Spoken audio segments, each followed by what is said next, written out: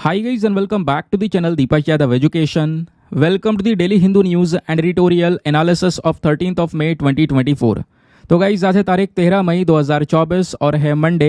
देखेंगे आज के द हिंदू कंप्लीट न्यूज़पेपर को एनालाइज करेंगे। बट लेक्चर में आगे बढ़ने से पहले अगर आपको इस लेक्चर का पीडीएफ चाहिए तो क्या करना है, सबसे पहले डाउनलोड करना है टेलीग्राम, देन उसके बाद जाके सर्च बॉक्स में टाइप करना Deepak Yadav education UPSC. As you can see guys आपको ये वाला चैनल मिल जाएगा, उस पर क्लिक करना और जाकर इस चैनल को ज्वाइन कर लेना। यहाँ से आप डेली बेसिस पे इस लेक्चर के पीडीएफ को डाउनलोड कर पाओगे। नाउ हमेशा की तरह हम लोग अपने लेक्चर को एक मैप के क्वेश्चन के साथ स्टार्ट करेंगे। तो आज आप सभी को मैप में जाकर देखना है पैनामा को कहाँ पर है एग्जैक्टली लोकेटेड, इसको अच्छे से मैप में देखना। देन उसके बाद आकर नीचे कमेंट सेक्शन में टाइप करना, जिससे कि आप लोग इसको लंबे समय तक याद रख पाओगे। साथ ही साथ एक क्वेश्चन सॉल्व करेंगे जो कि यूपीएससी को देखते हुए रेडी किया गया है। दोस्तों आपको पता होगा हाल ही में कुक स्ट्रेट काफ़ी ज़्यादा चर्चाओं में था, तो यहाँ पे आपके सामने एक प्रश्न है इस पर्टिकुलर न्यूज़ से संबंधित। आपको पता है स्ट्रेट क्या होता है?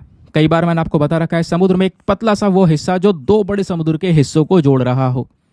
तो क्वेश्चन आपसे यही पूछा गया है कि जो कुक स्ट्रेट है ये कौन से दो बड़े ओशियन को कनेक्ट करता है? Option number A Tasman sea and south pacific ocean, या option number B Java sea and south pacific ocean, या option number C Chilean sea and south pacific ocean, या option number D East China sea and Pacific ocean. तो इसका सही answer सभी को नीचे comment section में देना है, एटलीस्ट सभी को उसमें पार्टिसिपेट करना है, जैसा मैं आप लोगों से डेली बेसिस पे बोलता हूँ। बाय द वे इसका जो करेक्ट आंसर है वो मैंने आपको टेलीग्राम पर प्रोवाइड करवा दिया है, वहाँ से भी आप इसको चेकआउट कर सकते हो। और अगर वहाँ पर आंसर नहीं मिलता है तो भी कोई परेशान होने की ज़रूरत नहीं है, क्योंकि वीडियो के लास्ट में इसके करेक्ट आंसर का डिस्कशन हम लोग करेंगे। तो चलो शुभारंभ करते हैं और चलते हैं सबसे पहले थंबनेल वाले इंपॉर्टेंट आर्टिकल की तरफ। तो दोस्तों GS paper number 3 science and technology के पॉइंट ऑफ व्यू से बहुत ही ज़्यादा इंपॉर्टेंट आर्टिकल है। तो हाल ही में जो यूएस की स्पेस एजेंसी है नासा, इन्होंने सूर्य के अंदर दो बड़े एक्सप्लोजन को कैप्चर किया है। मैं आपको इनका एक ट्वीट दिखाता हूं, ये नासा का ट्वीट आपको देखने को मिलेगा। इन्होंने दो फोटोज शेयर किए हैं। ये दोनों फोटोज में आप देख पाओगे जो सन है इसमें से बहुत सारा एनर्जी रिलीज हो रहा है। ये दोस्तों 10 मई का फोटो है और ये वाला 11 मई का फोटो है, दोनों की टाइमिंग वगैरह भी मेंशन कर रखी है।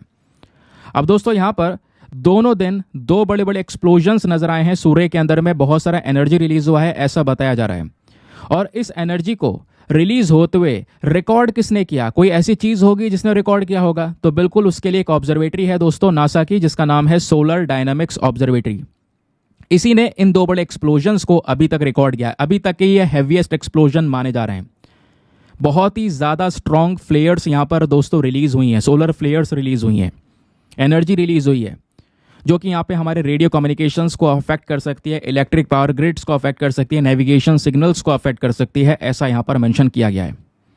चलिए थोड़ा सा यहाँ पर और डिटेल से देखते हैं। ये फोटो आप देख पा रहे हो, यहाँ पर सूर्य में से जो एनर्जी रिलीज हो रही है, ठीक है, इसी को यहाँ पर दोस्तों हम लोग क्या बोलते हैं? सोलर फ्लेयर्स बोलते हैं। इस तरीके से सोलर फ्लेयर्स निकल रहे होते हैं, है ना। कभी एनर्जी बहुत ज़्यादा रिलीज होती है तो उससे सोलर स्टॉर्म भी आते हैं, है ना, एक तूफान आता है और ये हीट बहुत ज़्यादा प्रोड्यूस करता है, जिससे कि जो हमारी सैटेलाइट्स वगैरह प्रेजेंट है स्पेस के अंदर में वो भी कहीं ना कहीं इम्पैक्ट होती हुई नजर आती हैं।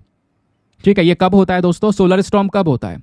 सोलर स्टॉर्म तब होता है जब सूर्य बहुत ज़्यादा मात्रा में एनर्जी को रिलीज करे सोलर फ्लेयर्स के फॉर्म में या कोरोनल मास इजेक्शन के फॉर्म में, जैसे अभी हमने पिछले दो फोटोज़ के अंदर में देखा। ठीक है, अब इस तरीके के दो बड़े बड़े एक्सप्लोजन्स को रिसेंटली यहाँ पे नोटिस किया गया है, वो मैं आपको बता चुका हूँ। दोनों एक्सप्लोजन्स काफ़ी ज़्यादा खतरनाक हैं। ऐसे एक्सप्लोजन बहुत लंबे समय पहले देखे गए थे, बहुत साल हो चुके हैं, ऐसा एक्सप्लोजन अभी तक नज़र नहीं आया, वो अब देखने को मिला। ऐसा एक्सप्लोजन या इससे खतरनाक एक्सप्लोजन जो हुआ है अभी तक मोस्ट पावरफुल, वो 2003 में देखने को मिला था दोस्तों, ऐसा यहाँ पे बताया जा रहा है। इस वजह से 20-21 साल बाद ऐसा स्टॉर्म आया है। ऐसे भी आपने कई सारे जो आर्टिकल्स हैं वो देखे होंगे। अब इसके बाद दोस्तों हुआ क्या, कई सारी जगह पर आपको नदन लाइट्स भी देखने को मिली होंगी। ठीक है, अब होता क्या है, इसको हम लोग नदन लाइट्स भी बोलते हैं, नदन लाइट्स के साथ साथ हम इसको ऑरोरा भी बोलते हैं, आपको पता होगा। अब ये ऑरोरा एग्जैक्टली है क्या दोस्तों, जरा इसके पीछे का रीजन वगैरह जानना हमारे लिए बहुत ही ज्यादा जरूरी है।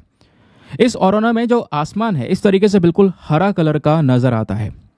सवाल यह है ये ऑरोराज बनते कैसे हैं, उसको समझने के लिए ये वाला जो फोटो है दोस्तों ये बिल्कुल बेस्ट है। सबसे पहले यहाँ पर आप देख पाओगे यह है सूर्य, सूर्य में से बहुत सारी सोलर विंड्स निकल रही है, सोलर स्टॉर्म्स रिलीज होते हैं। अब ये सब चीज़ें जब आती हैं तो कहोगे इसका तो असर पृथ्वी पे पड़ता होगा। दोस्तों पृथ्वी पे इतना असर नहीं पड़ता, क्यों? क्योंकि हमारे पास में एक मैग्नेटिक फील्ड है। ये आप पिंक कलर की देख पा रहे हो, ये मैग्नेटिक फील्ड है जो इस तरीके के सोलर विंड से हमको प्रोटेक्ट करती है, बचाती है। लेकिन ये जो मैग्नेटिक फील्ड है दोस्तों, वो कुछ इस प्रकार से आपको नजर आएंगी। कैसे? कुछ इस प्रकार से, ठीक है। यहां पर मैं आपको दिखा रहा हूं ऐसे।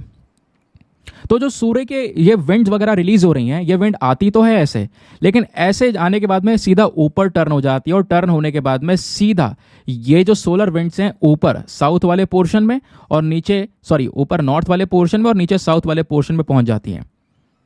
समझ गए? ध्यान रखिएगा। तो इस तरीके से यहां पर जब वो जो सोलर विंड्स हैं हमारे अपर वाले एटमॉस्फेयर के साथ में मिक्स होती हैं, तो दोस्तों ये इस तरीके से ग्रीन लाइट्स प्रेजेंट होती हैं, जिसको नॉर्थ में हम नदर्न लाइट बोल देंगे। अगर ये साउथ में लाइट्स दिखाई देंगी तो उसको हम सदर्न लाइट्स बोल देंगे। सिंपल सी बात है। क्लियर हो गया ना? अब दोस्तों ये जो ऑरोरा होता है, ये स्पेशली हमारे पोलर रीजन्स में देखने को मिलता है। इस वजह से इसको हम पोलर लाइट का नाम भी दे देते हैं, क्योंकि या तो आर्कटिक वाला या एंटार्क्टिक वाला, यानी साउथ पोल और नॉर्थ पोल में ही आपको ये नजर आएगा।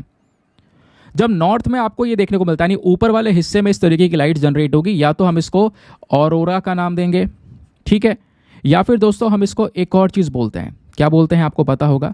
ऑरोरा बोरियलिस। ठीक है, क्या बोलते हैं? ऑरोरा बोरियलिस। ये नाम जरूर ध्यान रखिएगा। और जो हमारे साउथ में लाइट प्रेजेंट होती है, साउथ में इस तरीके से लाइट जनरेट होती है, ये वाली जब दिखाई देती है, तो उसको बोलते हैं ऑरोरा ऑस्ट्रेलिस। क्या? Aurora australis. ये लिखित में मैं आपको प्रोवाइड करवा दूंगा, डोंट वरी। तो बोरेलिस नॉर्थ वाली, ऑस्ट्रेलिस साउथ वाली। ठीक है। सवाल यह है कि ऑरोरा के पीछे का मेन कारण है क्या? ये सोलर विंड्स हमारे पोलर रीजन्स में जाते हैं, हमारे एटमॉस्फेयर में घुस जाती हैं, एटमॉस्फेयर के साथ में मिल जाती हैं। तो जो पार्टिकल्स दोस्तों वो इंटरैक्ट करते हैं गैसेस के साथ में, एटमॉस्फेयर के साथ में, जिसकी वजह से ये जो खूबसूरत सी लाइट्स हैं वो हमें आसमान में दिखाई पड़ती हैं। और जो ऑक्सीजन है हमारे पास में प्रेजेंट, वो इसको ऑफ ग्रीन या रेड कलर की लाइट्स भी दे देता है, रेड कलर का कलर दे देता है। जो नाइट्रोजन है वो उसको ब्लू और पर्पल कलर की तौर पे ग्लो करता है, वो भी आपको देखने को मिलेगा। तो ये इसके पीछे के रीजंस हैं। ध्यान रखिएगा, दो कॉन्सेप्ट्स हैं, दोनों के दोनों इंपॉर्टेंट और रेलिवेंट हैं। अगला आर्टिकल एग्जाम के लिए अगेन इंपॉर्टेंट, आज के अखबार में पेज नंबर 4 पर प्रेजेंट है, जिसको हम GS paper number 2 international relations के साथ में लिंक करने वाले हैं। तो सरकार 2 करोड़ रुपए पर किलोमीटर के हिसाब से सड़क पर खर्च करने वाली है चाइना के बॉर्डर के पास में। अब जरा पहले यहां पर ये वाला मैप देखो, अदरवाइज सारा गेम खत्म हो जाएगा। ये जो मैप है दोस्तों, इसमें आपको इंडिया चाइना के बीच में कुछ डिस्प्यूटेड एरियाज आपको नजर आएंगे। डिस्प्यूटेड एरियाज मतलब ऐसे एरियाज जहां पर चाइना एंट्री कर चुका है इंडिया के अंदर में, या कोशिश करता है हमारे एरिया कब्जाने की। तो ऐसे वेस्टर्न सेक्टर में अक्साई चीन वाला रीजन, जिसको चाइना ऑलरेडी कैप्चर कर चुका है। सेंट्रल सेक्टर में ये छोटे पोर्शंस आपको देखने को मिलेंगे। ईस्टर्न सेक्टर में पूरा अरुणाचल प्रदेश। ये वो एरियाज हैं जहां पर इंडिया चाइना के बीच में बॉर्डर पर डिस्प्यूट रहता है। अब दोस्तों इन्हीं बॉर्डर्स के ऊपर डेवलपमेंट करने के लिए, स्पेशली अरुणाचल प्रदेश की साइड हो गया, क्योंकि ये जो किनारे वाले पोर्शन है, यहां पर जो गांव है दोस्तों वो बिल्कुल रिमोट एरियाज हैं, प्रॉपर फैसिलिटीज वहां पर अवेलेबल नहीं है। हम चाहते हैं जो बिल्कुल बॉर्डर पर लोग रह रहे हैं वहीं रहें, खुश रहें, उनको हर एक चीज प्रोवाइड करवाई जाए, स्किल्स प्रोवाइड करवाई जाए, वो एरिया पूरी तरह से डेवलप किया जा सके। और इसी के लिए दोस्तों यहां पर एक प्रोग्राम लेकर आया है, वाइब्रेंट विलेज प्रोग्राम। इसी वाइब्रेंट विलेज प्रोग्राम के तहत जो बॉर्डर के किनारे हमारी अरुणाचल प्रदेश आपको देखने को मिलेगा, यहां पर आपको ये किनारे वाला बॉर्डर देखने को मिलेगा, ये कह रहा हूं मैं, ये वाला बॉर्डर देखने को मिलेगा। तो दोस्तों यहां पे बॉर्डर्स पर जो लोग रह रहे हैं उनके लिए प्रॉपर फैसिलिटीज प्रोवाइड करवाना, स्पेशली जो सड़कें हैं, हर 1 किलोमीटर सड़क को बनाने के लिए 2.5 करोड़ रुपीस खर्चने वाले हैं। ऐसा एक डेटा हमारे सामने निकल कर आया है। 2.5 नहीं, 2 करोड़ रुपए। तो सरकार ने बोला कि बॉर्डर वाले रीजन में, स्पेशली उत्तराखंड हो गया, सिक्किम के पास वाला बॉर्डर हो गया, यहां सभी जगह पर वाइब्रेंट विलेज प्रोग्राम के तहत 1 किलोमीटर सड़क बनाने के लिए 2 करोड़ रुपए तक हम खर्चेंगे, एक प्रॉपर और बेस्ट फैसिलिटी प्रोवाइड करवाएंगे। पिछले 5 महीनों में जो दोस्तों हमारी मिनिस्ट्री ऑफ होम अफेयर्स है, इन्होंने यहां पर 113 रोड्स को ऑलरेडी अप्रूवल दे दिया है इस विलेज वाइब्रेंट प्रोग्राम के तहत। और ये जो 113 रोड्स बनाई जाएंगी, ये कहां पर बनाई जाएंगी? अरुणाचल प्रदेश, उत्तराखंड, सिक्किम। ये आप देख पा रहे होंगे वही स्टेट्स हैं जो चाइना के साथ में बाउंड्रीज को शेयर कर रहे हैं। समझ गए? तो इन रोड्स को डेवलप किया जा रहा है ताकि प्रॉपर कनेक्टिविटी को इंप्रूव किया जा सके बॉर्डर के पास तक, क्योंकि आज वहां पे पहुंचना काफी मुश्किल हो जाता है जब जब रिक्वायरमेंट होती है। तो प्रॉपर फैसिलिटीज़ जैसे यहाँ पर डेवलपमेंट है वैसा वहाँ रहेगा तो तुरंत वहाँ पे जाया जा सकेगा, आया जा सकेगा। चाइना वो इंकर्जन की कोशिश नहीं करेगा जैसे वो पहले कर रहा था या अभी के समय पर कर रहा है। तो इसके लिए यहाँ पे रोड्स को अप्रूवल दिया जा रहा है, ऐसा यहाँ पे बोला गया, क्योंकि चाइना अपनी साइड से डेवलपमेंट कर रहा है, हमें भी अपनी साइड से डेवलपमेंट करना चाहिए। अगर आप देखोगे तो सिक्किम के अंदर में अराउंड 18.73 किलोमीटर ऑफ रोड्स आपको देखने को मिलेगी। कुछ स्टील ब्रिजेस यहाँ पर देखने को मिलेंगे, इनको भी अप्रूवल मिल गया है इस विलेज वाइब्रेंट प्रोग्राम के तहत। ठीक है, सिक्किम के साथ साथ अरुणाचल प्रदेश की कुछ इंपॉर्टेंट रोड्स को यहाँ पर ये कह सकते हो कि अप्रूवल मिल चुका है, वो यहाँ पर बताया गया। ठीक है, उसके अलावा अरुणाचल प्रदेश के अंदर 19 डिस्ट्रिक्ट में डेवलपमेंट होगा। हिमाचल प्रदेश, सिक्किम, उत्तराखंड, लद्दाख, यहाँ सभी जगह पर जो अलग अलग डिस्ट्रिक्ट्स हैं उन सभी ब्लॉक्स पर, स्पेशली जो बॉर्डर के किनारे हैं वहाँ पर डेवलपमेंट के ऊपर स्पेशल फोकस किया जा रहा है। और इसके लिए सरकार 4800 करोड़ रुपए, कितने 4800 करोड़ रुपए यहाँ पर जो बजट है वो लेकर आ चुकी है इस विलेज वाइब्रेंट प्रोग्राम के लिए। 2023-24, 24-25 एंड 25-26 इन 3 सालों में ये पैसा खर्चा जाएगा। ठीक है, और इसमें से आधे से ज़्यादा जो पैसा होगा, यानी इस 4800 करोड़ में से मान लो 2500 करोड़ रुपया जो है ये केवल रोड कंस्ट्रक्शन पर खर्चा जाएगा, वो भी यहाँ पर बताया जा रहा है। तो दोस्तों ये तो हो गया हमारा प्रॉपर न्यूज़ आर्टिकल, यानी कि खबर जो अभी चर्चाओं में है।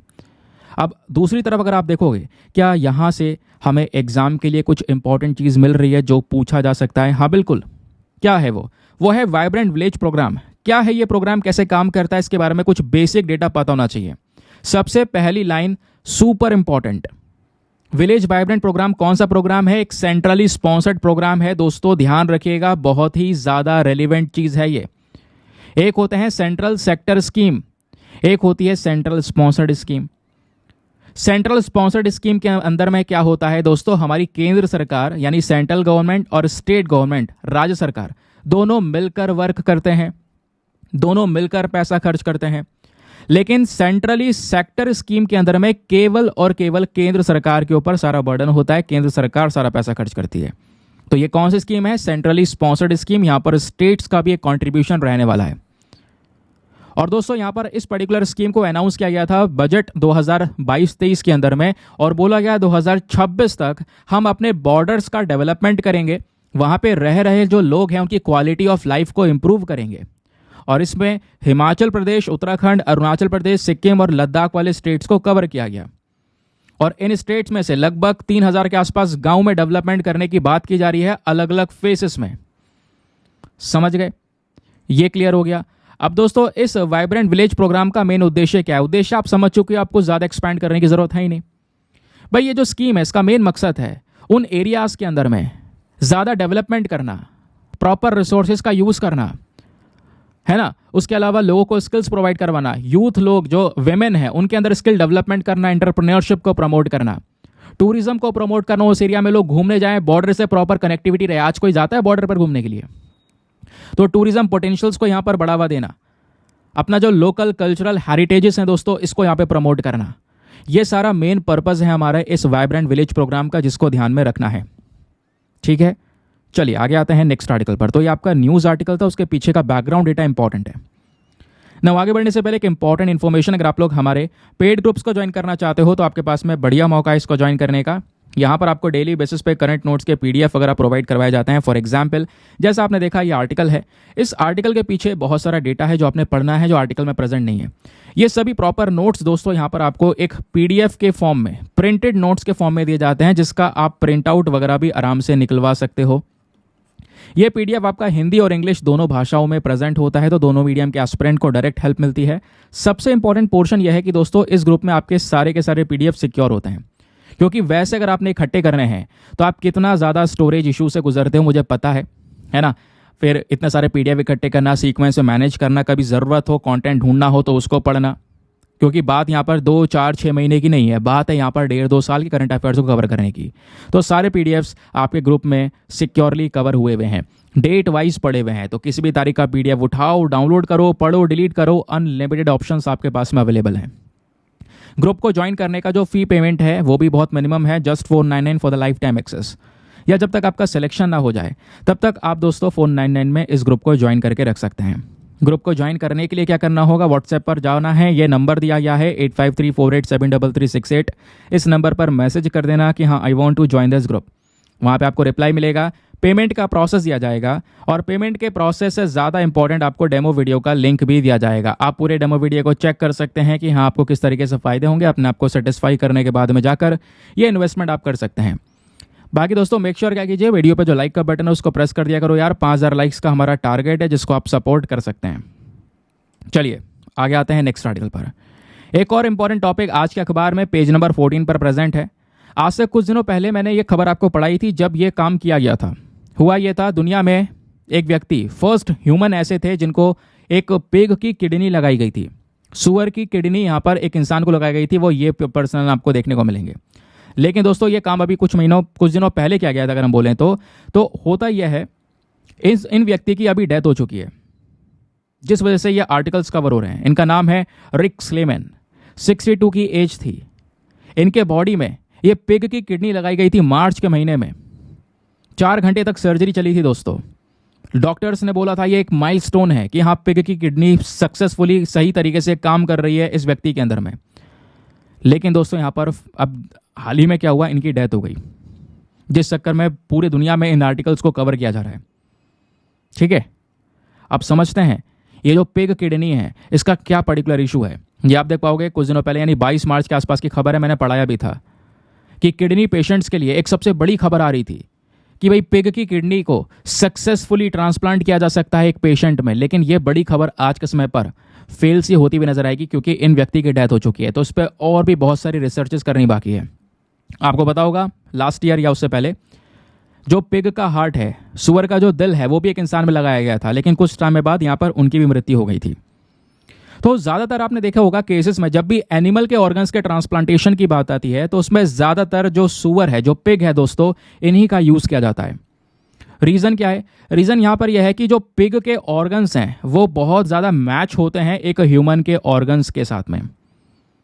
और ध्यान रखिएगा यहीं पर एक टर्मिनोलॉजी आती है जिसको लेकर आपसे क्वेश्चन बन सकता है। टर्म क्या है? जीनो ट्रांसप्लांटेशन। आपसे पूछा जा सकता है कि भाई जीनो ट्रांसप्लांटेशन क्या होता है, तो आपको बताना है ये एक वह प्रोसेस है जहां पर हम ह्यूमन ऑर्गन्स को किसी दूसरे मैमल के ऑर्गन्स के साथ में रिप्लेस करते हैं, यानी इंसान के अंग की जगह एक मैमल का ऑर्गन लगाते हैं। इसी को हम जीनो ट्रांसप्लांटेशन बोलते हैं। तो यहाँ पे सुअर का ऑर्गन इंसान में लगाया गया, वो भी जीनो ट्रांसप्लांटेशन ही है, सिंपल सी बात है। अब मैंने बोला कि स्टार्टिंग में कि हमेशा पिग ही क्यों, पिग को क्यों चूज किया जाता है दोस्तों? क्योंकि यहाँ पर जैसे मैंने बोला पिग के जो ऑर्गन्स है वो काफ़ी सिमिलर है ह्यूमन के साथ में। जैसे ये हार्ट आप देख पाओगे पिग का हार्ट है, ये एक ह्यूमन हार्ट है।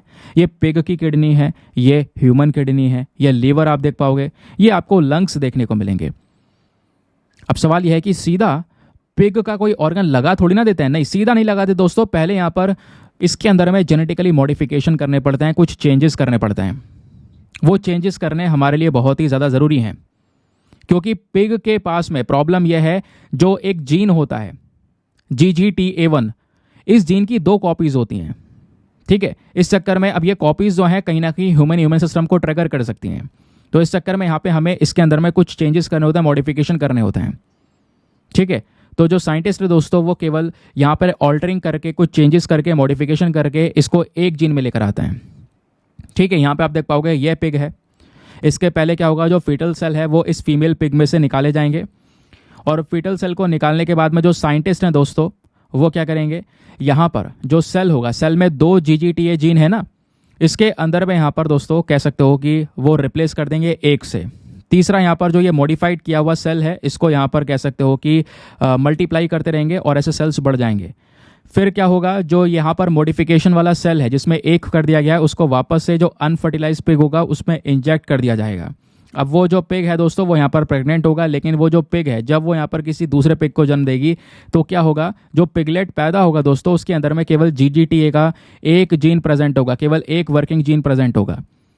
तब उसके ऑर्गन्स का यहाँ पर यूज हो जा सकता है। इस तरीके से ब्रीडिंग करवाई जाती है, अलग तरीके से मॉडिफिकेशंस करते हैं, देन फाइनली यहाँ पर जो पिग के ऑर्गन्स हैं उसका यूज़ किया जा सकता है एक ह्यूमन बीइंग में। सही है, समझ गए? तो ये कुछ टर्म्स वगैरह हैं, ध्यान रखिएगा, ये भी इंपॉर्टेंट है, क्वेश्चन बनते रहते हैं। चलिए आज के अखबार में पेज नंबर 15 पर एक और इंपॉर्टेंट टॉपिक, बात हो रही है सिकल सेल पेशेंट्स के बारे में। तो युगांडा नाम का जो देश है वहाँ पर सिकल सेल के जो मरीज हैं, जो पेशेंट्स हैं, उनको यहाँ पर एक सर्वाइवर से होप मिलती हुई नजर आई। और इससे ज़्यादा मतलब ये देखो, न्यूज़ इतनी ठोस नहीं है। एक न्यूज़ हाल ही में भी नजर आई थी जिसके बारे में मैंने सुबह के मॉर्निंग के इंडियन एक्सप्रेस के वीडियो में पढ़ाया भी था, याद होगा।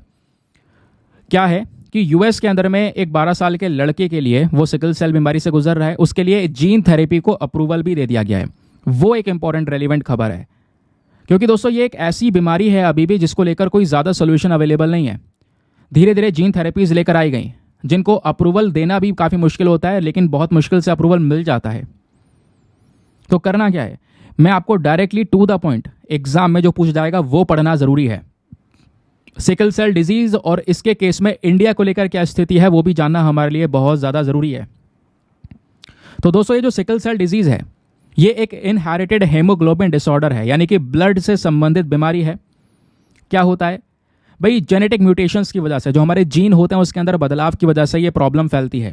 और अगर पेरेंट्स में है तो पेरेंट्स से आगे बच्चों में, फिर ऐसे ही आगे फैमिली में ये बीमारी चलती रहती है। होती किस वजह से है? रेड ब्लड सेल्स की वजह से। दोस्तों आपको पता है ना, हमारे बॉडी में रेड ब्लड सेल्स हैं, आरबीसीज, डब्ल्यूबीसीज, वाइट ब्लड सेल्स हैं।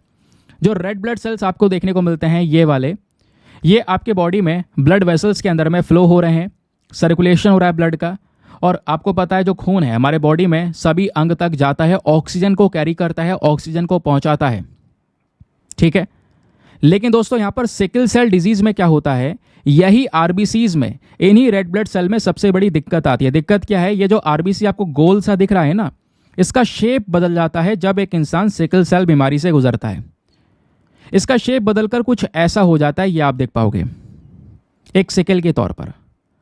अब क्या हुआ, शेप बदल गया। अब शेप बदलने के बाद में जो आपकी ब्लड वेसल होगी उसमें पहले ये गोल गोल थे, आराम से फ्लो कर रहे थे, अब ये फ्लो नहीं कर पा रहे सही से। तो सही से जो ब्लड है बॉडी में फ्लो नहीं हो पाता। इससे स्ट्रोक के चांसेस और भी कई सारे चांसेस आपको देखने को मिल जाते हैं, है ना। बहुत ज़्यादा दर्द होगा, जहाँ पे प्रॉपर तरीके से ऑक्सीजन नहीं पहुंचेगा बॉडी में, वहाँ पे खून नहीं फ्लो हो पा रहा होगा, समझ गए। तो ये एक कंडीशन होती है सिकल सेल की। तो सिकल सेल क्या होता है, आपके आरबीसीज का शेप चेंज हो जाता है। अब इसमें लक्षण क्या है, सिम्टम्स क्या है? सिकल सेल डिजीज के जो सिम्टम्स है दोस्तों वो वैरी करते हैं इंसान से अलग इंसान में, यानी अलग अलग प्रकार के सिम्टम्स हैं।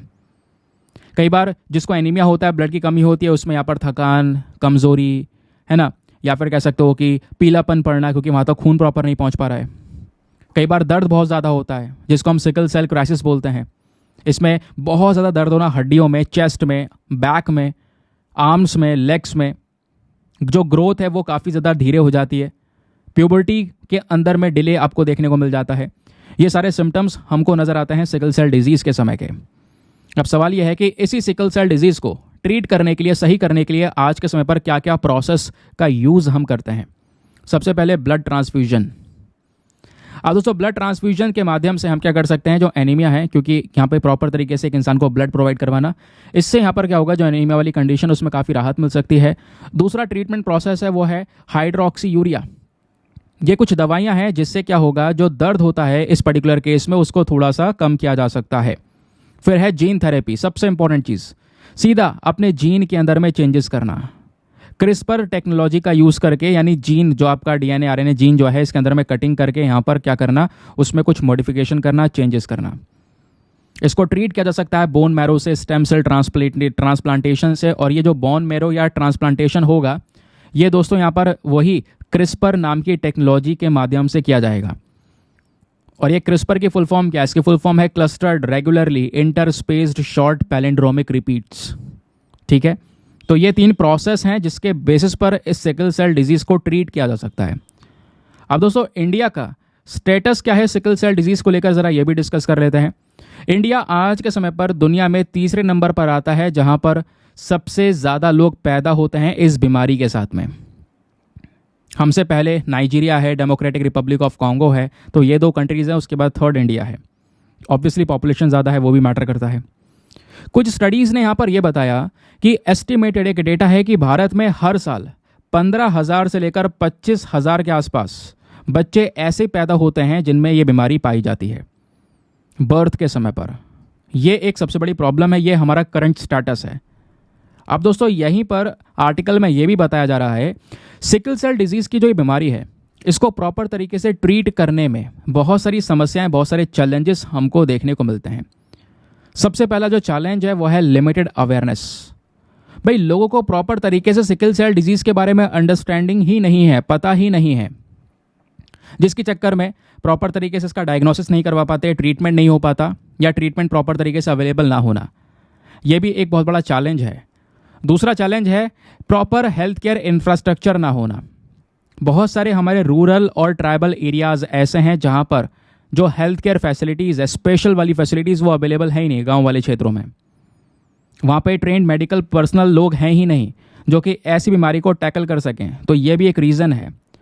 फिर आता है high treatment cost.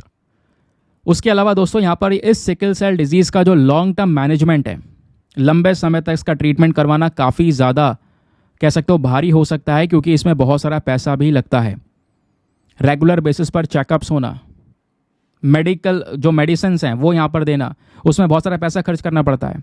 For example, जैसे आप ट्रीटमेंट करवाओगे क्रिस्पर वाला यानी जीन थेरेपी वगैरह लेते हो, तो इस पर्टिकुलर मेथड में दोस्तों 2 से 3 मिलियन डॉलर्स का यहाँ पर खर्चा आ सकता है। समझ गए? और यहाँ पे बहुत मुश्किल होता है एक बोन मैरो के डोनर को यहाँ पर ढूंढ पाना, वो देगा तभी तो यहाँ पर चेंजेस हो पाएंगे। फिर एक और चैलेंज है, वो है लिमिटेड एक्सेस टू मेडिकेशंस।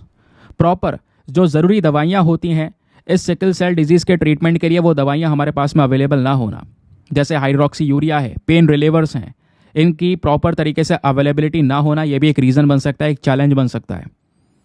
फिर है इनएडिक्वेट स्क्रीनिंग प्रोग्राम्स, यानी कि जो बच्चे पैदा हो रहे हैं, जो न्यूबॉर्न बेबीज़ हैं दोस्तों, है ना, इनके अंदर में प्रॉपर तरीके से कह सकते हो कि डायग्नोसिस नहीं करना, स्क्रीनिंग प्रोग्राम्स, अर्ली डिटेक्शन ना कर पाना, या वो फैसिलिटीज़ हमारे पास में अवेलेबल ना होना। अगर हम अर्ली डिटेक्शन स्टार्टिंग में ही पता लगा सकते हैं, अगर पता लगा पाते हैं, तो इससे दोस्तों यहाँ पर जो प्रॉब्लम्स हैं उसको काफ़ी हद तक कंट्रोल किया जा सकता है, ये भी यहाँ पर बताया जा रहा है। नाउ अब क्या बात हो रही है? अब ये बताया जा रहा है हाल ही में जो यूएस का, अमेरिका का फूड एंड ड्रग एडमिनिस्ट्रेशन है, इन्होंने 2 जीन थेरेपीज़ को अप्रूवल भी दिया है। वो थेरेपीज़ जिससे हम क्या करेंगे, सिकल सेल डिजीज़ को ट्रीट कर सकेंगे। तो यहाँ पर जो दोस्तों ये अप्रूव थेरेपीज़ हैं, इसमें एक है लिवगेनिया और दूसरी है कैसगेवी। इंपॉर्टेंट है, लिख लीजिएगा, क्वेश्चन बन सकता है। लिवगेनिया एंड कैसगेवी, जो दोनों ट्रीटमेंट्स आपको देखने को मिलेंगे दोस्तों, इन दोनों को यहाँ पर क्लियरेंस मिल चुका है। और स्पेशली जो भी यहाँ पर व्यक्ति जिनकी उम्र 12 साल है या 12 से ऊपर है, वो अगर सिकल सेल डिजीज से गुजर रहा है तो उसी के लिए ट्रीटमेंट अप्रूव किया गया है। जो कैसगेवी वाला ट्रीटमेंट है, ये जीन थेरेपी अप्रूव की गई है यूके में। ये पहली क्रिस्पर बेस्ड थेरेपी है। दूसरी है लिवगेनिया, ठीक है, यहाँ पर क्रिस्पर वाले मेथड को इस्तेमाल नहीं किया जाएगा, ध्यान रखिएगा, ठीक है। फिर दोनों ट्रीटमेंट्स अगर आप देखोगे, यहाँ पर जो पेशेंट है, जो मरीज है, ठीक है, उसके जो ब्लड स्टेम सेल्स हैं उसको कलेक्ट किया जाएगा, मॉडिफाई किया जाएगा। साथ ही साथ में यहाँ पे कुछ आपको हाई डोज कीमोथेरेपी भी देखने को मिल जाएगी, जिससे जो डैमेज वाले सेल्स होंगे, खराब वाले सेल्स होंगे, उनको डिस्ट्रॉय किया जा सकेगा। तो इन्हीं के बेसिस पर एक पेशेंट को ठीक करने की पूरी कोशिश की जाएगी। इसके लिए जो ये 2 जीन थेरेपीज जो हैं, इनको ऑलरेडी अमेरिका के फूड एंड ड्रग एडमिनिस्ट्रेशन ने अप्रूवल दे दिया है, ठीक है। आगे आते हैं नेक्स्ट आर्टिकल पर। नाउ फाइनली आज के न्यूज़पेपर का एडिटोरियल डिस्कशन। तो एडिटोरियल का पेज दोस्तों अगर आप खोलते हो तो केवल 2 आर्टिकल्स आपको काम के मिलेंगे। एक तो यहाँ पर ये वाला, प्रभास रंजन साहब ने इस आर्टिकल को लिखा है, बहुत अच्छा आर्टिकल लिखते हैं ये, मतलब ऐसे आर्टिकल जो काम के होते हैं एग्जाम के पर्सपेक्टिव से। ये बात करते हैं इंडिया और EFTA के ट्रेड डील के बारे में। भारत और EFTA के अंदर जो 4 कंट्रीज हैं, इनके साथ में हाल ही में जो व्यापार को लेकर डील हुई है, उससे हम क्या लेसन्स ले सकते हैं, स्पेशली इन्वेस्टमेंट लेसन्स को सीख कर, और यही चीज़ दूसरी बाकी फ्री ट्रेड एग्रीमेंट्स के अंदर में अप्लाई कर सकते हैं। ये क्या है मैटर, बहुत डिटेल समझाऊंगा, डोंट वरी, एक इंपॉर्टेंट टॉपिक है। फिर टैक्स एंड कॉन्टेक्स्ट का एक एडिटोरियल आपको देखने को मिलेगा। यहाँ पर बात हो रही है डिजी लॉकर के बारे में। डिजी लॉकर क्या है और डिजी लॉकर को लेकर हाल ही में न्यूज़ क्या आ रही है, डिजी लॉकर के आपके डेटा को या डॉक्यूमेंट को सेव करके रख सकता है या नहीं रख सकता, ये हर एक एस्पेक्ट यहाँ पे दोस्तों हम डिस्कस करने वाले हैं। तो चलिए, सबसे पहले आप देख पाओगे डिजी लॉकर को लेकर ये पर्टिकुलर एडिटोरियल देखने को मिलेगा। साहना वेणुगोपाल ने यहाँ पर इस आर्टिकल को लिखा है। दोस्तों ये जो डिजी लॉकर प्लेटफॉर्म है, इसको साल 2015 में लॉन्च किया गया था। ये बेसिकली एक एप्लीकेशन है, मोबाइल में आप प्ले स्टोर से जाकर डिजी लॉकर को डाउनलोड कर सकते हो, ठीक है। तो ये जो एप्लीकेशन है दोस्तों, अभी मई के महीने में, यानी वो मई का महीना अपना चल रहा है, इस एप्लीकेशन में 270 मिलियन से ज़्यादा लोग ऑलरेडी रजिस्टर हो चुके हैं, वो रजिस्टर यूजर्स हैं, ऐसा यहाँ पर बोला जा रहा है। और बिलियंस ऑफ डॉक्यूमेंट्स दोस्तों यहाँ पर आपको देखने को मिल जाएंगे इस डिजी लॉकर के अंदर में। क्या है डिजी लॉकर, कैसे यूज़ किया जाता है, आओ ज़रा मैं आपको थोड़ा सा इसके बारे में बताता हूँ। कुछ प्रीलिम्स के लिए फैक्ट्स हैं, प्लीज़ दोस्तों इसको ध्यान रखिएगा क्योंकि फैक्ट्स डायरेक्टली आपसे पूछ लिए जाते हैं। डिजी लॉकर एक फ्लैगशिप इनिशिएटिव, एक इंपॉर्टेंट इनिशिएटिव है ministry of electronics and IT का, ठीक है। और ये आता है डिजिटल इंडिया प्रोग्राम के अंदर में 2015 के तहत यहाँ पर इसको हम लोग लेकर आ चुके थे। जैसे मैंने आपको बताया 2015 में दोस्तों इस प्लेटफॉर्म को लॉन्च किया था। तो ये एप्लीकेशन एक गवर्नमेंट अप्रूव्ड एप्लीकेशन है, सरकार ने इसको अप्रूवल दे रखा है। इसको स्पेशली मेंटेन किया जाता है जो हमारे इंपॉर्टेंट डॉक्यूमेंट्स होते हैं उसकी सिक्योरिटी के लिए। ये जो ऐप है दोस्तों आपको प्ले स्टोर में मिल जाएगा, ठीक है। जो यूज़र्स हैं वो अपने डिजिटल डेटा को, रिकॉर्ड्स को वहाँ पर रखने के लिए डिजी लॉकर का यूज़ करते हैं। ये एप्लीकेशन आप यूज़ कर सकते हो जब आप एक पासपोर्ट के लिए अप्लाई करते हो, अपने मार्कशीट्स वगैरह को देखना हो, रिव्यू करना हो, ठीक है, या बेसिकली यहाँ पर अपनी आइडेंटिटी देनी हो ट्रैवल के समय पर, तो इन सब डेटा को डिजी लॉकर से निकाला जा सकता है, यहाँ पे यूज़ किया जा सकता है।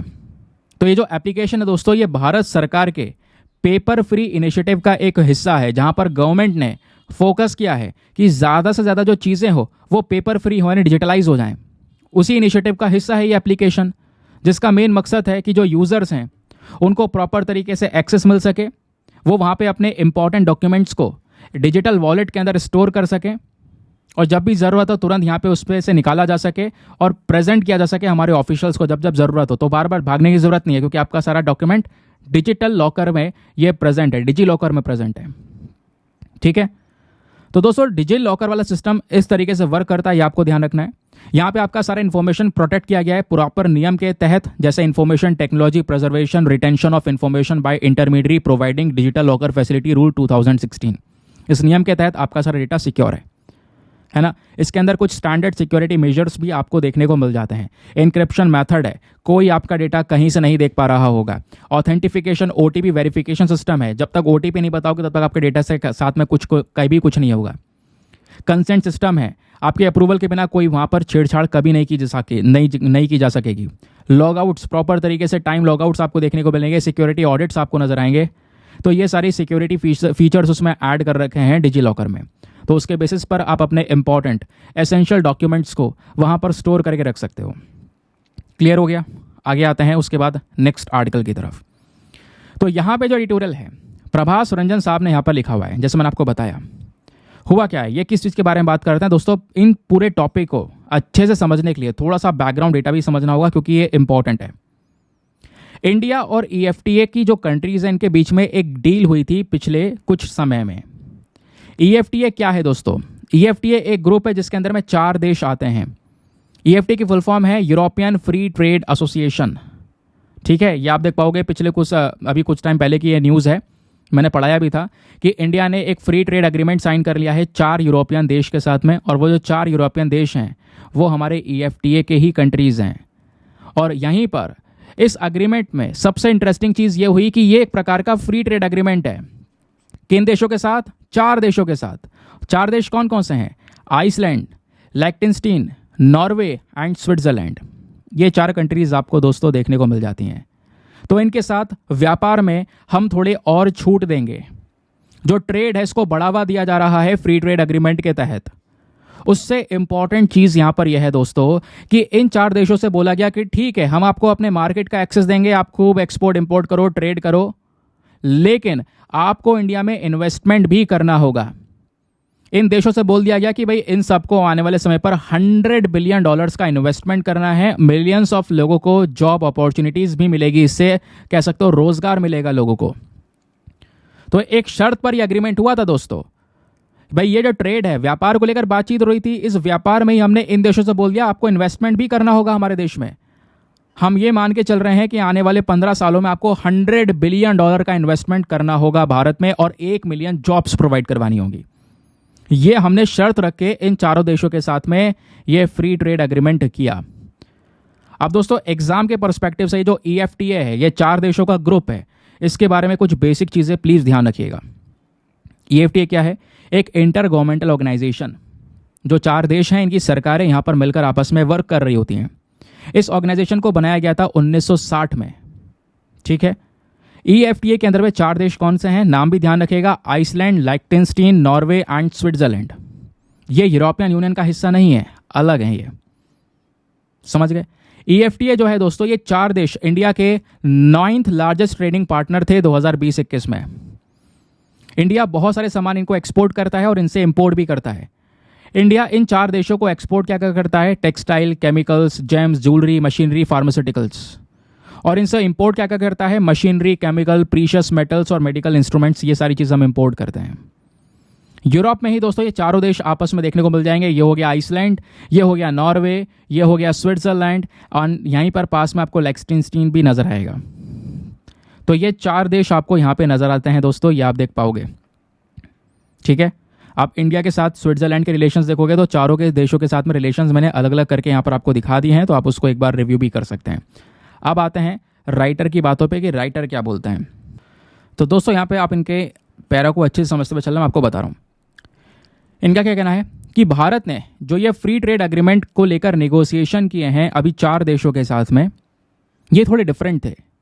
ये एग्रीमेंट जो हमने यूनाइटेड किंगडम के साथ में किया, यूरोपियन यूनियन के साथ में किया, उससे भी अलग था।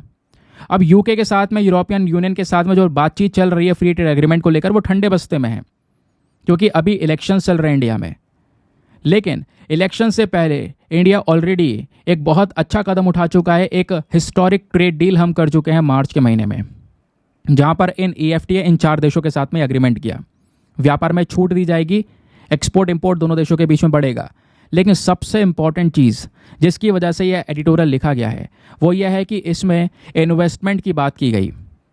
जो ये 4 कंट्रीज़ हैं दोस्तों, इनसे ये बोला गया कि आप इन्वेस्टमेंट भी करोगे भारत में, ये सबसे इंपॉर्टेंट चीज़ है। ये फ्री ट्रेड एग्रीमेंट इसलिए इंटरेस्टेड है क्योंकि इंडिया हाल ही में ऑस्ट्रेलिया के साथ में, यूनाइटेड अरब एमिरेट्स के साथ में, मॉरिशस के साथ में भी ये फ्री ट्रेड एग्रीमेंट साइन कर चुका है। लेकिन ये जो अभी हमने इन EFTA कंट्रीज, इन 4 देशों के साथ में फ्री ट्रेड एग्रीमेंट साइन किया है, ये थोड़ा इंटरेस्टिंग है। यहाँ पर एक इन्वेस्टमेंट चैप्टर ऐड हो चुका है, जो कि सभी फ्री ट्रेड एग्रीमेंट जो भारत कर चुका है अलग अलग देशों से, उन सब में मिस है। तो ये जो इन्वेस्टमेंट का चैप्टर है, ये फोकस करता है इन देशों के ऊपर कि भाई आपको इंडिया में क्या करना होगा। ये ठीक है, आप हमारे साथ में व्यापार करोगे, क्लियर है, लेकिन साथ ही साथ में इन्वेस्टमेंट करना होगा। आने वाले 10 सालों में आपको यहाँ पर बहुत सारा इन्वेस्टमेंट करना होगा, बिलियंस ऑफ डॉलर्स का इन्वेस्टमेंट भारत में करना होगा। बाकी वैसे हमने 15 साल का टारगेट रखा है कि भैया 15 साल में $100 बिलियन आपने इन्वेस्ट करने होंगे, भारत में पैसा खर्चना होगा। ये थोड़ा इंटरेस्टिंग है। और साथ ही साथ में पैसा खर्चने के साथ साथ इन देशों से ये भी बोला गया कि आप इंडिया में 1 मिलियन जॉब्स भी प्रोवाइड करवाओगे, 10 लाख जॉब्स प्रोवाइड करवाओगे। तो ये थोड़े इंटरेस्टिंग चीज़ें ऐड हुई। राइटर इससे काफ़ी खुश हैं। इनका कहना यह है कि दूसरे शब्दों में अगर हम देखें तो ये जो 4 देश हैं, इनको लीगली यहाँ पर कंबाइन कर दिया गया है, लीगली बाउंड कर दिया गया है कि भाई आपको एफर्ट लगाने होंगे, आप पैसा भी खर्च करोगे, जॉब्स भी जनरेट करोगे, व्यापार में आपको एक फ्रीली जो ट्रेड करने का ऑप्शन है वो भी आपको मिल जाता है। इसमें दोनों तरफ सभी कंट्रीज़ को यहाँ पर फ़ायदा आपको देखने को मिल जाएगा। अब राइटर बोलते हैं कि जो ये ट्रेड और इन्वेस्टमेंट को लेकर है, अभी हमने हाल ही का ये नया कॉन्सेप्ट देखा, इसको हमें इम्प्लीमेंट करना होगा। ये जो इकोनॉमिक थ्योरी है दोस्तों, ये हमें इम्प्लीमेंट करनी होगी, क्योंकि अगर आप देखोगे व्यापार और इन्वेस्टमेंट दोनों आपस में लिंक खाते हैं, दोनों एक दूसरे के सपोर्टिव वे में आपको देखने को मिल जाएंगे। तो फ्री ट्रेड एग्रीमेंट में हमेशा इन्वेस्टमेंट को लेकर भी इस प्रकार के नियम होने चाहिए, क्योंकि इंडिया ने अपने जो फ्री ट्रेड एग्रीमेंट साइन करे हैं पिछले 10 सालों में, उसमें अगर आप देखोगे जापान है, कोरिया है, मलेशिया है, सिंगापुर है, इन सब के साथ साइन किए हैं। लेकिन यहाँ सभी जगह पर केवल और केवल व्यापार पर ही ध्यान दिया गया है, ट्रेड के नियम कानूनों पर ध्यान दिया है, कोई इन्वेस्टमेंट पर ध्यान नहीं दिया गया, कोई भी इन्वेस्टमेंट चैप्टर नहीं नजर आएगा। लेकिन अभी जो इंडिया ने यह free trade agreement in EFTA countries के साथ में किया, यह इंटरेस्टिंग था। यहाँ पर एक इन्वेस्टमेंट चैप्टर ऐड हुआ। अब इन्वेस्टमेंट चैप्टर को देखते हुए राइटर का कहना यह है कि भारत को FTA 3.0 लाने की ज़रूरत है। इंडिया को ज़रूरत है कि अपनी एक नई फ्री ट्रेड एग्रीमेंट पॉलिसी लेकर आए, एक नई नीति की हमें ज़रूरत है, जहां पर भी हम इंटरनेशनली ट्रेड करेंगे वहां पर इन्वेस्टमेंट की बात भी करेंगे। और इसलिए जब हमारे नियम कानून में ही, हमारी पॉलिसीज़ के अंदर ही ये प्रेजेंट होगा, तो इंडिया व्यापार के साथ साथ हमेशा इन्वेस्टमेंट की बात भी करेगा, जिससे ढेर सारा फ़ायदा होगा। हमारे पास में इन्वेस्टमेंट्स आएंगे बहुत सारे, साथ ही साथ में जॉब जनरेशन्स भी हमको नजर आएंगे। तो ये बहुत ज़्यादा इंपॉर्टेंट समय है जब फॉरेन डायरेक्ट इन्वेस्टमेंट के लेवल्स इंडिया में यहाँ पर आप देख पाओगे बढ़ेंगे, तो ऑब्वियसली बात है इसका एक भारी इम्पैक्ट देखने को मिलेगा। और एफडीआई को बढ़ाने का भी एक बढ़िया तरीका है कि भैया इंडिया को नया एक पॉलिसी बनाना अपनी फ्री ट्रेड अग्रीमेंट के तहत, जिसमें हम क्या करेंगे, इन्वेस्टमेंट्स का एक नया चैप्टर ऐड करेंगे। ठीक है, चलिए एग्जाम्पल आपके सामने, ये मैं एग्जाम्पल सबसे बड़ा दे ही चुका हूँ। अब आते हैं अपने यूपीएससी वाले क्वेश्चन पर। सिंपल सी बात है, आज के न्यूज़पेपर में बस खाली इतना ही कुछ है जो आपने पढ़ना है, इसके अलावा कुछ नहीं पढ़ना है, कुछ और अदर चीज़ें रेलिवेंट नहीं है। क्वेश्चन स्टार्टिंग में जो आपको दिया गया था वो था कुक स्ट्रेट कौन से दो ओशन को कनेक्ट करने का काम करता है, तो इसका सही उत्तर है option number A, Tasman sea and south pacific ocean को जोड़ने का काम करता है। ठीक है, तो यहाँ आप देख पाओगे ये है कुक स्ट्रेट, छोटा सा रास्ता जो तस्मन सी और साउथ पैसिफिक ओशन को आपस में जोड़ रहा है। चलिए मिलते हैं आपसे अगले वीडियो में, आज के लिए bye bye, have a nice day, thank you and Jai Hind.